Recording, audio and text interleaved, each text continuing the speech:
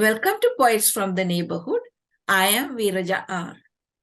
And I'm David M. Harris. We hope you'll enjoy the poems we'll be reading today, poems written by your friends and neighbors. We start today with a poem by Barbara E. Young. This body. This body aches in its joints and connections because I have forgotten it. I have forgotten for weeks on end to breathe, for months to release my hands. This spine is confused if I turn. Habituated to wall horizons, these eyes fall against the planes of windows. Winter has settled me into myself, left food and fluffy slippers, and went on its way.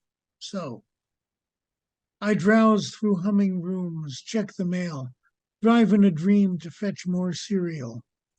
In this hypnagogic state, only imagine opening doors, windows, throwing wide my arms, and taking in gelid winter air like opium. Body comfort, particular as pain. The next poem, Branches, written by Rebecca Yancey. Some things happened to my trees. They used to stand still, rooted in the spot where they grew, charcoal lines on rice paper frozen to the window, or summer green stretched out over macrame hammocks with simmering leaves. Looking out the window, I knew what color I'd see, but now purple and white flash like neon, or a movie speeded up too fast to follow. Trees of brown and yellow turn crazy cartwheels and bleed to gray, fading. The bare black branches into shadows I can hardly see. Letting the Body Decide by Kerri French. She turns as I sleep, arms trembling in colors blue and wide, bones that drift beneath stars, snow. Consider the dream, a river mapped from one leg to the next. Consider the mouth, fields frozen beyond the window of a train. I call her Juniper. I call for help.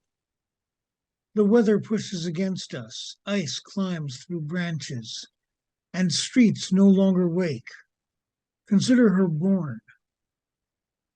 Consider each river a name. Consider the mornings I walked, the path alone, my body, her captor, and somewhere the fog rising, the ground refusing to let us go.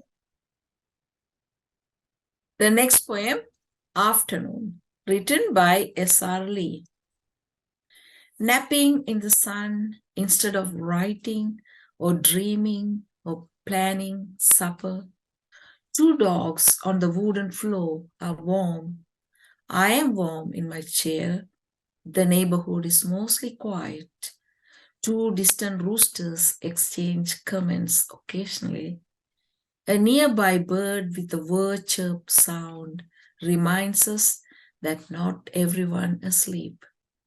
Otherwise, the wind, insects, frogs, neighbor boys sink into my somnolence, distanced by warm sun and clear blue sky.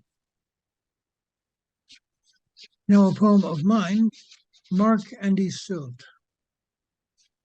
Mark broods in his towers at Tintagel. He knows that they are not to blame. The witch imposed her magic on the woman and his nephew. The woman, he cannot say, Iseult, his wife. And if she had a choice, would she love him instead of young Tristram? Perhaps, but Mark fears not. He feels today too old to win a younger woman's love. She stays in Cornwall, bound by honor and her duty, tries to love her husband, but cannot. No fault of his or hers, the spell cannot be broken, only King Mark's heart. She longs for Tristram, longs to fall in love with Mark, but magic is unyielding. Squirrel Chase, a story poem written by Lydia Alvey, age 7. Squirrel Chase. A squirrel is getting ready for the chase. A puppy is getting ready for the chase. The chase is on. They go to the river. Puppy falls in the river. Oh, there is sticky mud. Squirrel goes to the river. Squirrel helps puppy. They both return and have a bath. Thank you for watching Poets from the Neighborhood. We hope you'll join us again soon.